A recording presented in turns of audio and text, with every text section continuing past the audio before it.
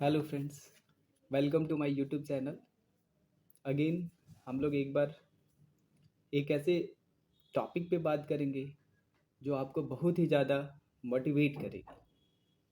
आज हम लोग बात करेंगे भगवान बुद्ध से रिलेटेड एक कहानी पर।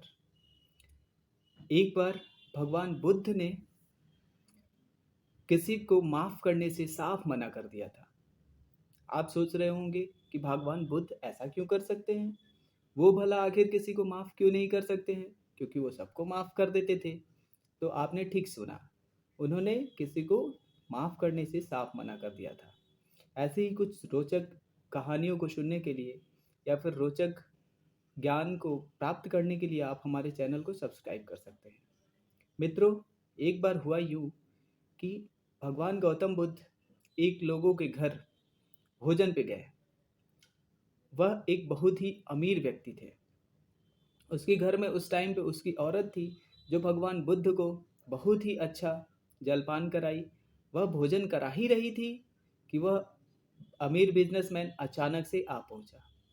उसने भगवान बुद्ध की सुंदर काया और जवान व्यक्तित्व को देखकर उसको शक होने लगा और उसने भगवान बुद्ध को भला बुरा कहते हुए ये कहा कि तुम इतने सुंदर सुडौल दिखते हो, तुम कुछ काम करके क्यों नहीं कमा सकते हो, जो तुम घर घर जाकर भिक्षा मांगते हो और तुम भोजन करते हो। इस पर भगवान बुद्ध ने उसको देखा और मुस्कुराया, फिर चलने लगे। इस पर उससे रहा नहीं गया, वह बहुत ही झल्ला गया और फिर वह भगवान बुद्ध के आगे जाकर उनके मुंह पर थूक दिया। उसकी थूक भगवान बुद्ध के मुंह पर पड़ी और भगवान बुद्ध मुस्कुराए और अपने मुंह पर पड़े थूक को पोंछकर फिर आगे चलते बने। इस प्रकार भगवान बुद्ध के करने पर वह और भी झल्ला गया और वह अपने घर पत्नी से आके पूछने लगा। फिर उसकी पत्नी ने उस दिन के सारे वृतांत को अ, अपने बिजनेसमैन से बताया, अपने पति बिजनेसमैन से बताया। फिर अगले दिन जब भगवान बुद्ध अपने सन्यासियों के साथ जब अपनी शिक्षा दे रहे थे, तो वह वहाँ दौड़ता भागता पहुँचा और वह जाके बुद्ध की शरण में गिर गया। वह भगवान बुद्ध से माफ़ी मांगने लगा और कहने लगा, प्रभु हमें क्षमा कर दीजिए, मैंने आपको पहचानने में भूल कर दी थी। इस पर भगवान बुद्ध ने उससे बोला कि मैं तुम्हें क्षमा कैसे करूं? फिर वह बोला कि नहीं प्रभु, हमें माफ़ी दे दीजिए।